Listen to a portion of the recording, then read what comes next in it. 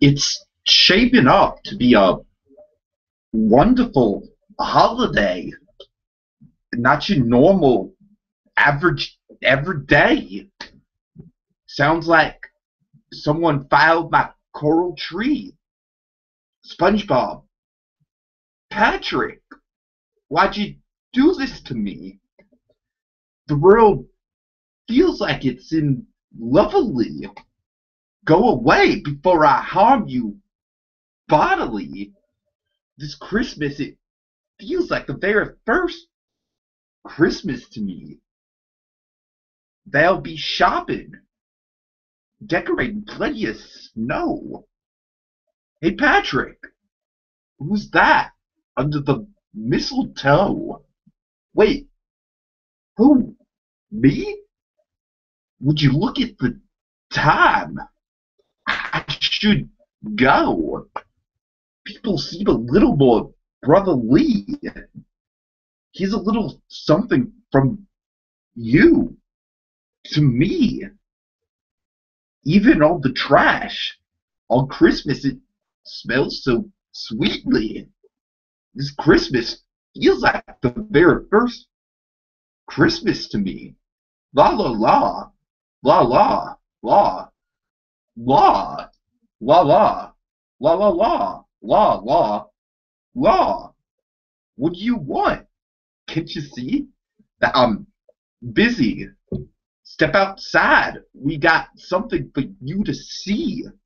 SpongeBob, take this stuff down immediately.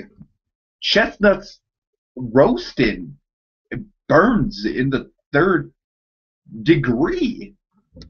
Tonight, things are as good as they seem to be. A star on top will complete all the scenery. This Christmas feels like the very first Christmas to me. This Christmas feels like the very first Christmas to me. Greetings, fellow armchair Imagineers. Yeah, how's that for an extended opening sequence? Tiki here, and welcome to Christmas in July, the show where I diligently review at least one Christmas special every night throughout the month of July. Oh yes, and it's been quite the fun time, and it's running down. We are running out of time here. It's only a few more days to go here on Christmas in July. Over the next several days, we'll definitely be busting out some of the big ones, some of the heavy hitters, if you will. So if you haven't seen a Christmas special that you really want us to review, you know, I can't guarantee you that we'll get to it, but there's some pretty good ones right down the pipeline. Anyways, that opening was me attempting to do Christopher Walken singing the song from this SpongeBob Christmas special. Hope you liked it. Maybe a little bit of a sneak preview of a very special show to come on Christmas in July, but I'll just leave it at that. So tonight, we're going to be reviewing a Christmas special that's very near, dear, and personal. We're going to be reviewing the first SpongeBob Squarepants Christmas special entitled Christmas Who? Oh man, this one. This has got some deep connotations for me, let me tell you. This aired, when did this thing air? It aired on December 6th, 2000. That sounds just about right, because this was the last year, I believe, in Santa Claus. Yeah. So you can imagine that this Christmas special held quite a bit of resonance and significance for me. And that's mostly what I'm going to talk about. It's a classic episode. Pretty much everyone knows it, you know. Sandy, she's the one who's kind of spreading the joy in Bikini Bottom, or at the very least decorating her own house. That gets SpongeBob curious, and he riles up the whole town to write letters and everything. They get all excited. You know, they wish for stuff like a new hairstyle and a new pair of teeth and stuff like that. Very humorous stuff. But of course, we have to have a Scrooge, and what Scrooge in SpongeBob SquarePants is better than Squidward? Squidward tentacles. Yeah. Squidward is probably my favorite character in SpongeBob, and yes, he definitely has a really good Scrooge arc here. I like how Mr. Krabs is just like the opposite of a Scrooge because he's like so excited about Christmas because it's free stuff. That's a very fun kind of role reversal. Okay, so let's see. I'm just gonna quickly just go through this recap because, like I said, there's not really a whole lot to the special plot wise. It's very by the books in terms of Christmas special plot. So we get that great song. This Christmas feels like the very first Christmas to me. Yeah, Mr. Krabs showing off his high falsetto vocal range. Very impressive, Krabs. I love that song. Let me just say right off the bat, that is probably one of my favorite songs from a TV Christmas special, if not my absolute favorite one. Nickelodeon, they have a pretty good track record for Christmas songs. They also did I Wish Every Day Could Be Christmas from The Fairly Odd Parents, also another good one. But this one I really feel is a classic. Like, there's just so much cheer going on, so much bounciness, and it's even got the little Scrooge stuff with Squidward and, Squidward threatening to harm them bodily and whatnot. Incredibly fun wordplay, very catchy, and like I said, just, oh man. This is a really personal one. I mean, that's why I'm just going to breeze through the plot pretty quickly and then talk about my personal attachments to this episode. So yeah, we get that song. Of course, Squidward, he's not into the whole thing at all. SpongeBob, he's desperately trying to make Squidward write a letter, but he's just not having it. And so my favorite moment of the episode, and then probably the moment that not only sums up the whole episode, but really kind of sums up my whole why it's so emotional to me is the scene where SpongeBob has all the townspeople in Bikini Bottom gathered together, and then they're all singing. What are they singing? Well, they're singing yet another good song. It's a good song, even though it has one line. It's Santa's coming tonight, tonight. Santa's coming tonight. Santa's coming tonight, tonight. Santa's coming tonight. Let's sing it until he gets here. Santa's coming tonight, tonight. Santa's coming tonight. And then it cuts out like it's all in the morning. Santa's coming tonight, tonight. Santa's coming tonight. Just the sheer disappointment on SpongeBob's face. Just the sheer disappointment in SpongeBob. Because he hyped everyone up. He feels like a failure. He feels like he let everyone down. And it really touches me, man. It's one of those holiday moments for me. And like I said, of course, because this was really the Christmas that I came to terms with the reality that there's not a Santa Claus. It's the Christmas that I really just, at 10 years old, you're starting to kind of have a better grasp of what's real and what's imaginary, and just basically at 10 years old, it's kind of the time in your life where you really start to apply logic to a lot of things you do, which is really a big stepping stone in anyone's development. And so for me, yeah, it was just like logically the idea of Santa. It was still something I wanted to believe in. I'm the kind of person where I still kind of like have a fascination with the paranormal and the supernatural and whatnot. I'm not saying I 100% believe in ghosts at all. Not saying that. I've experienced some stuff that that maybe I can talk about sometime if I haven't already talked about it with you on a Scary Adventures. Definitely experienced quite a few things that were pretty hairy. I can name at least 3 experiences off the top of my head. But anyways, this isn't about supernatural.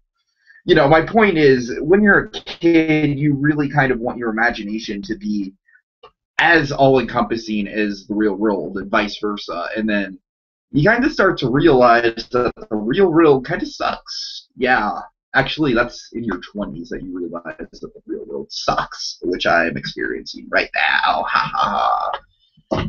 But I don't know. It's just so essentially after SpongeBob has his little meltdown, Squidward, of course, in all classic Christmas tradition, he has the change of heart. His heart grew 3 sizes that day, and oh yeah, and there's that great joke about where Squidward's head becomes a jackass. Wow, SpongeBob, I really feel like a hee-haw, hee-haw, hee-haw.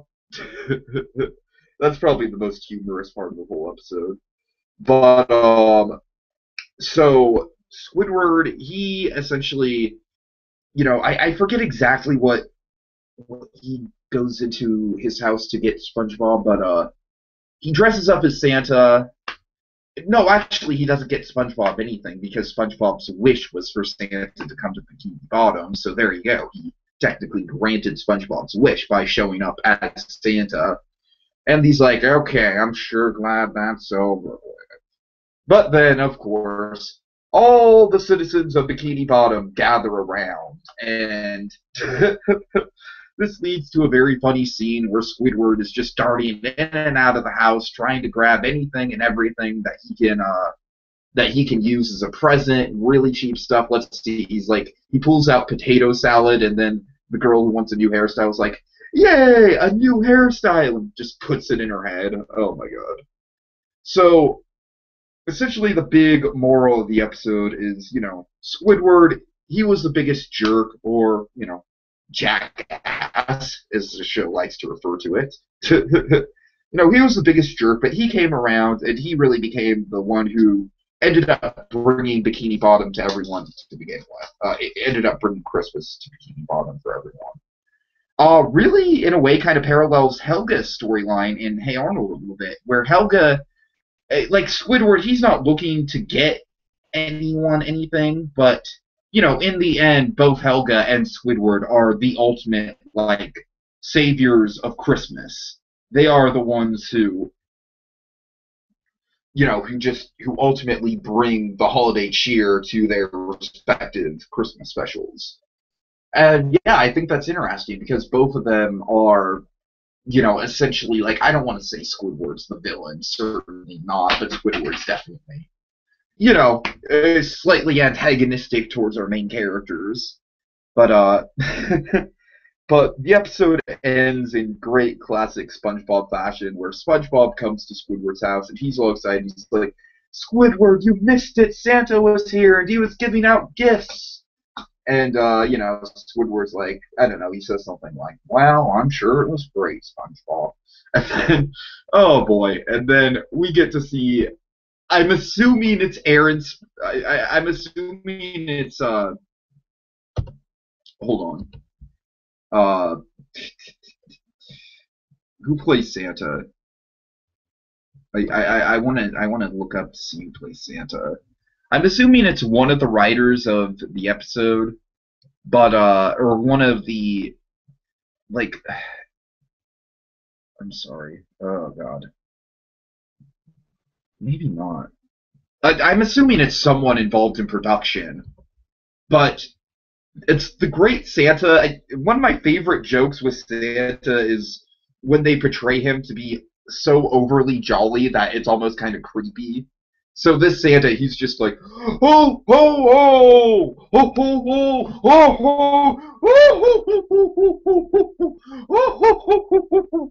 oh, and so he just starts laughing outrageously, and it's just like, okay.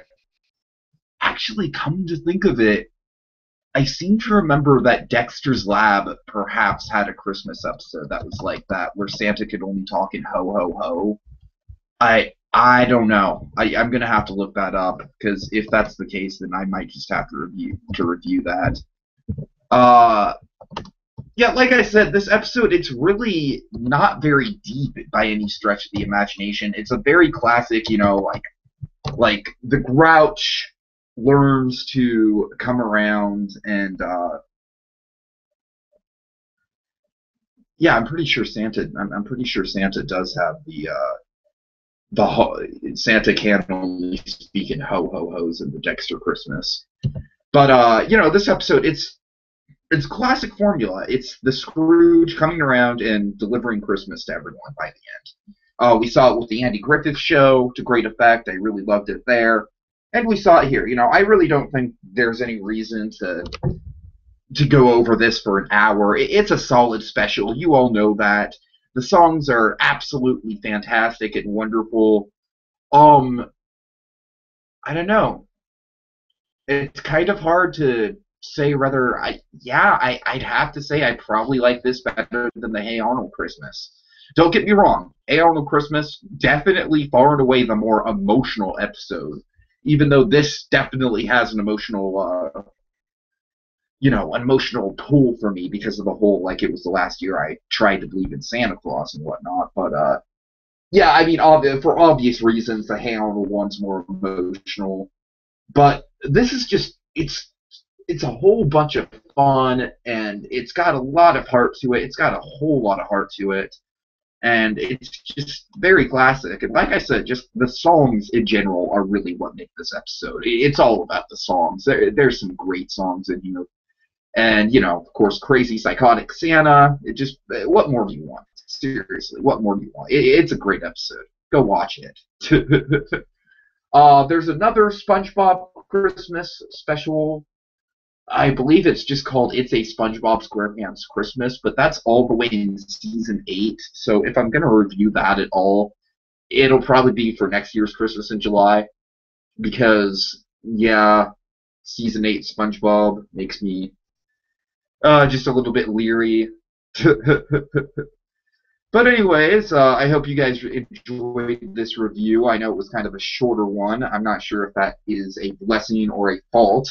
But I just don't really have all that much to say. It's very straightforward, and really the only thing I can really say to it is that it really was the episode that kind of made me. You know what? I'll go as far as to say it made me accept that there wasn't a Santa, because it made me accept that there's people in the world, mainly, I guess, our parents who buy us all this materialistic crap to keep us happy on Christmas, who are just as magical as any Santa could be. So that's really what it came down to, and that really was the true spirit of Christmas to me. It was like, and also, of course, very much reminiscent of Mikey from the Recess Christmas special. And like I said, it's just so odd that with Mikey, he is most definitely, like, far and away the character in the special that I've probably been referencing and calling back to the most here on Christmas in July. And I find that very funny, but very fitting as well. So, so I was definitely the Mikey this year. I was definitely the kid who was, just didn't want to get his heart broken, but then just came around to realize that Christmas, it's not about Santa Claus being real or not. It's about carrying on the goodwill that Santa Claus represents symbolically and whatnot. Symbolism! All right, so yeah, this has been a short Christmas in July, a really very simplistic plot, really, really streamlined plot, which I really kind of like about it. It's just like SpongeBob tells everyone about Christmas, they all get excited, Santa doesn't show up, everyone gets pissed, Squidward shows up as Santa, everyone's happy again, and SpongeBob's Christmas is made. I mean, that's really all it comes down to. It's really very simple, and for that, I think it's really good. So yeah, that's really about it. That's really about all I have to say for Christmas Who.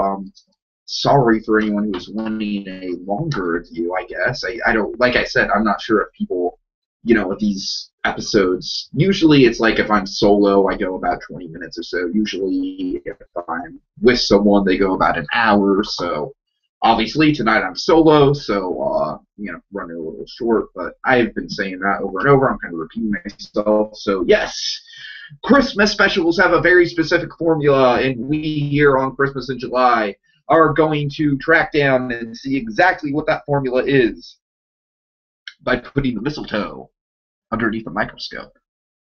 Fa la la la la la la la la.